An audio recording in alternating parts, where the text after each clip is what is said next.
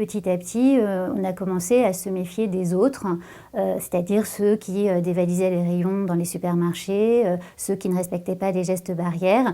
Et donc il y a une méfiance assez forte qui s'est installée, qui était particulière notamment parce que ce virus, il avait ceci de spécifique, qu'on était à la fois potentiellement une victime et aussi potentiellement un bourreau, enfin, qu'on pouvait contaminer les autres. Et donc la défiance était presque en fait involontaire mais présente.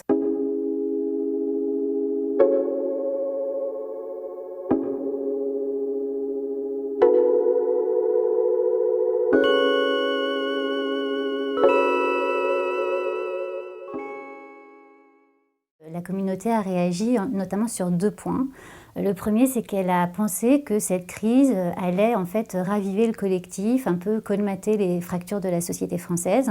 Et puis il y avait tous ces gestes de solidarité, les applaudissements le soir à 20h, qui donnaient l'impression d'un élan collectif. Cette épreuve était collective et donc on allait faire bloc face au coronavirus. Et puis petit à petit, au fur et à mesure des mois et des semaines de confinement, ils se sont rendus compte que cette crise, premièrement, révélait toutes les fractures et les inégalités de la société, et puis que petit à petit, certaines brèches apparaissaient et qu'il y avait le doute commençait en tout cas à s'immiscer sur la bataille gagnée contre l'individualisme.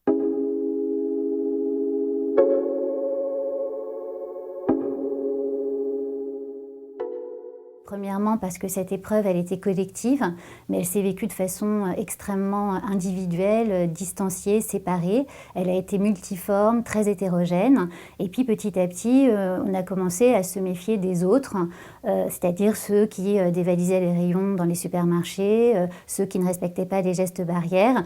Et donc il y a une méfiance assez forte qui s'est installée, qui était particulière notamment parce que ce virus, il avait ceci de spécifique, qu'on était à la fois potentiellement une victime mais aussi potentiellement un bourreau, enfin, qu'on pouvait contaminer les autres. Et donc la défiance était presque en fait involontaire mais présente. Et donc à la fin du confinement, vraiment la question du vivre ensemble est apparue comme étant extrêmement mise à mal.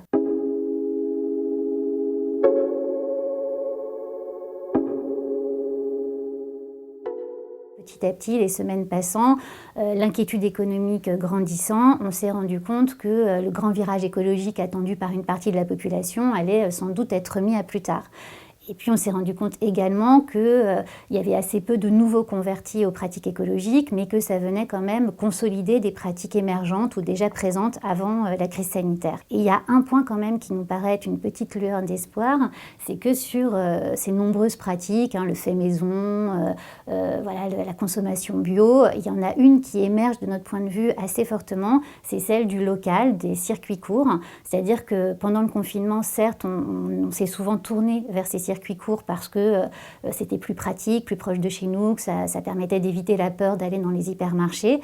Mais on pense que ça peut laisser des traces assez fortes parce que les circuits courts et le local, en général, sont à la jonction de plusieurs attentes. Une attente écologique, environnementale pour certains et une attente aussi de plus grande indépendance pour d'autres. Et donc, du coup, on pense que cette pratique-là risque de perdurer.